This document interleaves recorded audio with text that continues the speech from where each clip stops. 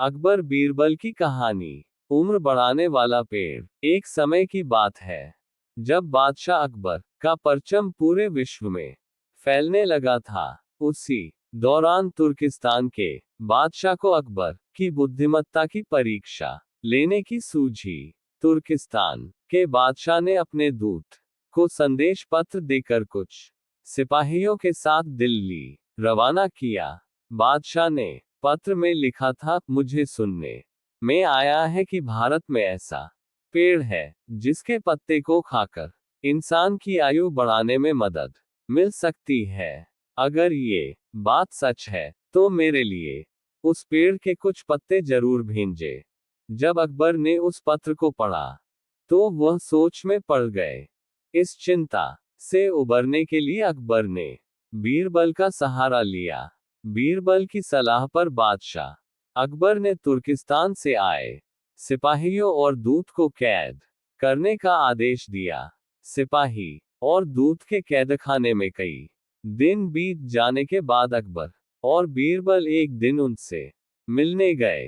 अकबर और बीरबल को आते देखकर वो सोचने लगे कि उन्हें रिहाई मिल जाएगी, लेकिन ऐसा नहीं हुआ। बादशाह अकबर जब उनके पास पहुंचे तो उन्होंने दूत से कहा, जब तक इस किले की एक दो ईंट गिर नहीं जाती तब तक आप लोगों को आजाद नहीं करेंगे। ऐसा होने तक आप सभी के लिए यहाँ खाने पीने का पूरा इंतजाम किया जाएगा।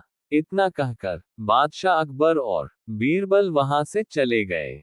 उनके जाने के बाद दूत और सिपाही कैद से निकलने के लिए उपाय सोचने लगे। जब कोई रास्ता नजर नहीं आया तो भगवान से प्रार्थना करने लगे।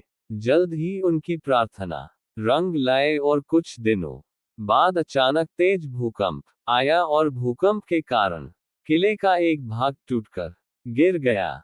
ये घटना के बाद दूत ने अकबर के पास किले की दीवार गिरने की खबर भिजवाई। ये खबर सुनते ही बादशाह अकबर को अपना वादा याद आया और उन्होंने तुर्किस्तान के दूत व सिपाहियों को दरबार में प्रस्तुत होने का आदेश दिया। उनके दरबार में पहुंचते ही बादशाह अकबर बोले, अब तो आप सबको अपने बादशाह के द्वारा भेजे गए पत्र का उत्तर मिल गया होगा। अगर अब भी आपको समझ नहीं आया है तो मैं समझा देता हूं। तुम सिर्फ 100 लोग हो और तुम्हारी आह सुनकर किले का एक हिस्सा गिर गया तो सोचो, जिस देश में हजारों लोगों पर अत्याचार होते हैं उस देश के बादशाह की आयु कैसे बढ़ेगी। लोगों की आह से उसका पतन तो निश्चित है। हमारे भारत देश में किसी गरीब पर अत्याचार नहीं होता, यही होता है आयुवर्धक वृक्ष। उसके कुछ दिन बाद बादशाह ने उन सभी को उनके देश भेज दिया है और रास्ते में होने वाले खर्चे के लिए कुछ पैसे भी दिए। दूत ने तुर्किस्तान पहुंचकर भारत में घटित सारी बात विस्तार से बादशाह को बताए। अकबर बीरबल की बुद्धिमत्ता देखकर तुर्किस्तान के बादशाह ने दरबार में उनकी बहुत प्रशंसा की।